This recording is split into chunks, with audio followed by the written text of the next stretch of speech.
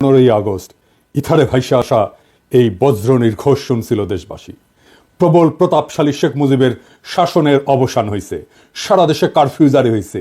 কিন্তু কি অবাক ব্যাপার, কারফিউ ভেঙে দলে দলে উৎফুল্ল জনতা নেমে আসছে রাস্তায়। চারিদিকে মুক্তির আনন্দ, এক বর্বর স্বৈরাচারের পতন হয়েছে। তারপর সন্ধ্যাবেলা খন্দকার মোস্তাকের পাশে কোমরে রিভলভার গুজে যেই অফিসার শপথ নেওয়াতে যাচ্ছেন তিনিই ছিলেন মেজর ডালিম। মেজর ডালিম রাতারাতি হয়ে উঠছিলেন নায়ক, সাহসের প্রতিমূর্তি। তারপরে 75-এর সব বীরকে পাঠানো হলো নির্বাসনে। সে আর এক আলাপ আর একদিন করব। এরপর তিনি শুধু নামই ছিলেন ইতিহাসে। ওনার সাথে আমার প্রথম যোগাযোগ হয় 2019-এ প্যারিসে আসার পরে। ওনার সাথে চ্যাটিং হতো। ওনার একটা ফেবু আইডি ছিল ফ্যালকন আইজ নামে। নানা বিষয় আলাপ হইতো, ব্যাপক পড়াশোনায় ভদ্রলোকের।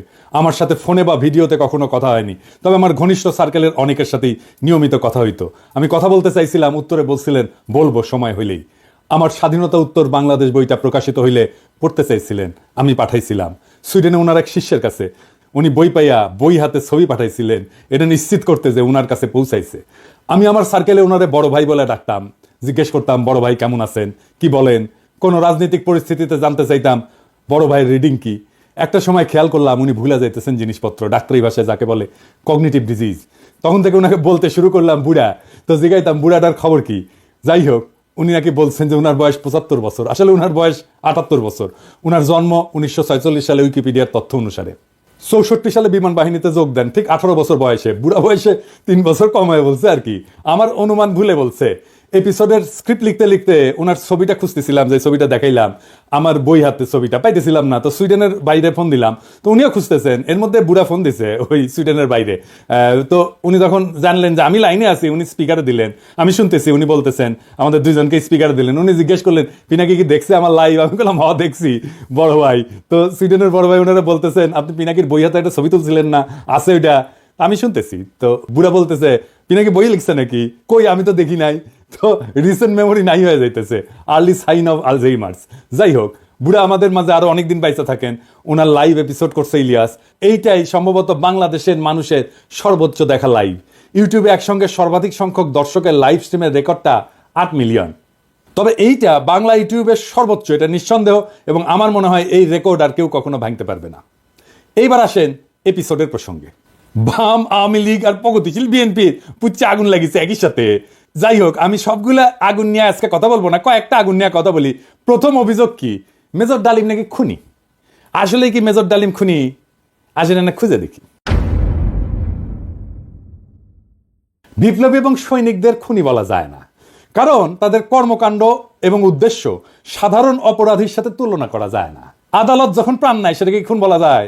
একজন সৈনিক যখন দেশের শত্রুকে হত্যা করে সেটাকে অপরাধমূলক কাজ?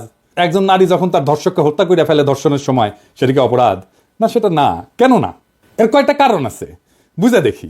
1 নম্বর কারণ, নৈতিক পার্থক্য, মোরাল জাস্টিফিকেশন। বিপ্লবীরা সাধারণত বিদ্যমান শাসন ব্যবস্থার অন্যায় বা নিপীড়নের বিরুদ্ধে সংগ্রাম করে। তাদের কর্মকাণ্ড একটা বৃহত্তর সামাজিক এবং রাজনৈতিক পরিবর্তনের উদ্দেশ্যে পরিচালিত হয়, বৃহত্তর স্বার্থে। নৈতিক দৃষ্টিকোণ থেকে এটা ন্যায় যুদ্ধ, জাস্ট ওয়ার, এই ধারণার সাথে সম্পর্কিত। সৈনিকেরাও একটা প্রতিষ্ঠিত রাষ্ট্র বা আদর্শ রক্ষার জন্য কর্তব্য পালন করেন। 2 নাম্বার, উদ্দেশ্যের মাহাত্ম্য। এটাকে ইংরেজিতে বলে এন্ডস ভার্সেস মিনস। বিপ্লবী বা সৈনিকদের কর্মকাণ্ডের উদ্দেশ্য ব্যক্তিগত স্বার্থ না, বরং এটা বৃহত্তর সমাজ জাতির জন্য। দার্শনিক ইমানুয়েল কান্ট বা জন স্টুয়ার্ট মিলের মতবাদে উদ্দেশ্যের গুরুত্ব এবং প্রভাব নিয়ে আলোচনা আছে। মিলের উপযোগবাদ বলে একটা তত্ত্ব আছে। এটা অনুযায়ী যদি একটা কর্ম বৃহত্তর জনগণের কল্যাণে হয় তবে সেটা নৈতিকভাবে গ্রহণযোগ্য। 3 নাম্বার, সমাজের দৃষ্টিভঙ্গি বা পারসেপশন বাই সোসাইটি। সমাজ সাধারণত সৈনিকদের রক্ষক এবং বিপ্লবীদের ন্যায়ের প্রতীক হিসাবে দেখে। সময়ের সঙ্গে অনেক বিপ্লবীকে নায়ক হিসেবে স্বীকৃতি দেওয়া হয়। এটার আইনি ব্যাখ্যাও আছে। 1 নম্বর হইতেছে যে লেজিটিমেসি অফ অ্যাকশন, মানে রাষ্ট্রীয় বৈধতা। সৈনিকদের কর্মকাণ্ড রাষ্ট্রীয় আদেশের আওতায় ঘটে। আন্তর্জাতিক আইন অনুযায়ী যুদ্ধ বা প্রতিরক্ষায় হত্যা বৈধ, যদি তা যুদ্ধের আইন মেনে চলে। 2 নম্বর হচ্ছে রাজনৈতিক লড়াই বনাম অপরাধ, পলিটিক্যাল স্ট্রাগল ভার্সেস ক্রাইম। বিপ্লবীরা সবসময় বিদ্যমান আইন ভঙ্গ করে। বিপ্লব বা অভ্যুত্থান বিদ্যমান আইনের উপরে। সেই জন্য বিপ্লবীদের কর্মকাণ্ডকে অপরাধ হিসেবে বিবেচনা করা যায় না, কারণ আইন এটা সংজ্ঞায়িত করে বা ডিফাইন করে অপরাধ, আর বিপ্লব এটার উপরে। উপরে থেকে এই অপরাধের ডেফিনেশন তো বিপ্লব গ্রহণ করবে না। জুলাই বিপ্লবে পুলিশ নিহত হয়েছিল, মারা গেছিল, মারে ফেলা হয়েছিল, এটা অপরাধমূলক কাজ না, এটা বিপ্লবী সহিংসতা। এই জন্যই এই হত্যার বিচার করা যাবে না, কারণ বিপ্লব অভ্যুত্থান আদালত বা আইনের চাইতে বড়। যদি পুলিশ হত্যার বিচার হয় তাহলে ধরে নেবেন বিপ্লব পরাজিত। 15ই আগস্টের বিপ্লব পরাজিত হয়েছিল জন্যই আগস্ট বিপ্লবের নায়কদের বিচার এবং ফাঁসি হয়েছিল। 3 নম্বর হইতেছে যে ইচ্ছাকৃত হত্যা বনাম কর্তব্য, ইন্টেনশনাল কিলিং ভার্সেস ডিউটি। সাধারণ অপরাধী ব্যক্তিগত স্বার্থে হত্যা করে, অন্যদিকে সৈনিকেরা যুদ্ধক্ষেত্রে এবং বিপ্লবীরা সামাজিক রাজনৈতিক কাঠামো এবং বিদ্যমান ব্যবস্থা বদলের উদ্দেশ্যে কাজ করে এবং এর ক্ষেত্রে বিপ্লবী সহিংসতা হয়। এইটা তাদের কাজকে ইচ্ছাকৃত হত্যাকাণ্ড থেকে আলাদা করে। সেই জন্যই তাদের কাজগুলোকে ইচ্ছাকৃত হত্যাকাণ্ড থেকে আলাদা হয়ে যায়। শেখ মুজিবকে কেউ খুন করেনি, সে অভ্যুত্থানে নিহত। তার পরিবারের সদস্যদের কেউ খুন করেনি, তারাও অভ্যুত্থানে নিহত। দ্বিতীয় অভিযোগ হচ্ছে মেজর ডালিম শিশু হত্যা করেছে। আবার ইন্টারেস্টিংলি কৌতুকপ্রদভাবে এটা আইসিসে বামেদের কাছ থেকে। হ্যাঁ, মেজর ডালিম কি শিশু হত্যা করেছে? মেজর ডালিম 32 নাম্বার আক্রমণ করে নাই, তারে দায়িত্ব দিতে চাইছিল, সে নেয় নাই। কারণ মুজিব পরিবারের সাথে তার একটা ব্যক্তিগত পারিবারিক সম্পর্ক ছিল। সে গেছিল মুজিবের ভগ্নিপতি আব্দুর রব শেরনিয়াবাতের বাসায়। সেখানে তার 14 বছরের বয়সী মেয়ে বেবি, 12 বছরের বয়সী ছেলে আরিফ এবং 4 বছর বয়সের নাতি সুকান্ত আব্দুল্লাহ, যেটা আবুল হাসনাত আব্দুল্লাহর ছেলে, ও মারা যায়। আবুল হাসনাত আব্দুল্লাহ হারামজাদাটা পানির ট্যাঙ্কে লুকেছিল, বেঁচে যায়। কিন্তু কথাইতেছে বাড়ির নারী আর শিশুদের বন্দুকের মুখে ফেলায় পানির ট্যাঙ্কে লুকেছিল কেন হারামজাদাটা? ওইটা জয় বাংলা হইলে তো আরো সুবিধা হইলনি। যাই হোক, এবার আসেন দেখি মহান বিপ্লবের সময় শিশুদেরকে হত্যা করা হয়েছিল যতগুলো বিপ্লব হয়েছে ইতিহাসে, যেগুলোর নাম জানি আমরা, যেগুলো নিয়ে কাইট হয়ে পড়ে যায় বিপ্লবীরা। আসেন সেটা দেখি। ফরাসি বিপ্লবের সময় লুই শার্লস, যাকে লুই সপ্তদশ বলা হয়, মানে রাজা ষোড়শ লুই এবং মেরি আন্তোয়ানেটের ছোট ছেলে, বন্দি অবস্থায় খাইতে না দিয়ে কারাগারে রেখা মৃত্যুর দিকে ঠেলে দেওয়া হয়। যখন তার মৃতদেহ বের করা হচ্ছিল তার শরীরে কোনো মাংস ছিল না, কঙ্কালের উপরে চামড়া। বিপ্লবীরা হত্যা করবে না, কারণ তাদের পবিত্রতা নষ্ট হবে, কিন্তু খাইতে না দিয়া দিনের পর দিন কষ্ট দিয়া মেরে ফেলা যাবে। তো ফরাসি বিপ্লব নিয়ে আধিখ্যাত তো করে সবাই, আবার রুশ বিপ্লব নিয়ে তো বামেরা কাইট হয়ে পড়ে যায় না? যে বামেরা কবে তাদেরকে কইবেন এটা, যে রাশিয়ার জার দ্বিতীয় নিকোলাস এবং তার পরিবারের সদস্যদের বন্দী করে কমিউনিস্টরা। জার কিন্তু তখন ক্ষমতায় না, জারের ক্ষমতা অনেক আগেই চলে গেছে। কমিউনিস্টরা কিন্তু জারের কাছ থেকে ক্ষমতা নেয়নি। কমিউনিস্টরা কেরেনস্কি সরকারকে উৎখাত করে ক্ষমতা নিয়েছে, মানে লেনিন। ক্ষমতা নেওয়ার পরে 18 সালের 17 জুলাই একসাথে হত্যা করে এই জারের পরিবারকে, তার স্ত্রী আলেকজান্দ্রা এবং তাদের 5 সন্তান, অলগা, তাতিয়ানা, মারিয়া, আনাস্তাসিয়া এবং অ্যালেক্সি।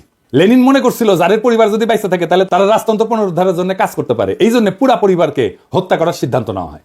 পরিবারের সকল সদস্যদেরকে কমিউনিস্ট বিপ্লবীরা গুলি করে হত্যা করে, পরে তাদের মৃতদেহ অ্যাসিড দিয়ে বিকৃত করে মাটিতে পুঁতে ফেলা হয়। এর মধ্যে অ্যানাস্তাসিয়া নিকোলায়েভনার এর বয়স ছিল 17 বছর, আর অ্যালেক্সি নিকোলায়েভিচের বয়স ছিল মাত্র 13 বছর।